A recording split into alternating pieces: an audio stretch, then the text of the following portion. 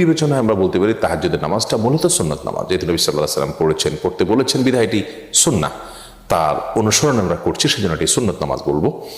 আবার ফরজের বাইরে এক্সট্রা সেই হিসাবে এটাকে নফল বলা যায়, কিন্তু নফল বলার চাইতে সুন্নাহ বলাটা অধিকতর আমাদের বুঝতে সুবিধা হয়, সেজন্য আমরা এটাকে সুন্নত নামাজ বলবো, কিন্তু নফল নিয়ত করলেও আদায় হয়ে যাবে ইনশাআল্লাহ বিইذনিল্লাহ।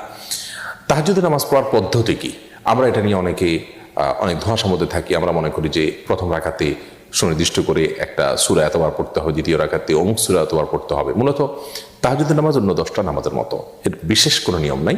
তবে হ্যাঁ, নবী সাল্লাল্লাহু আলাইহি ওয়াসাল্লামের হাদিস রয়েছে, সলাতুল লাইলি ওয়ান নাহারি মাসনা মাসনা, রাত এবং দিনের এই নফল বা এক্সট্রা নামাজগুলো 2 রাকাত করে আদায় করতে হয়। বিধায় আমরা তাহাজ্জুদের সালাত 2 রাকাত করে আদায় করবো, এটাই হলো উত্তম।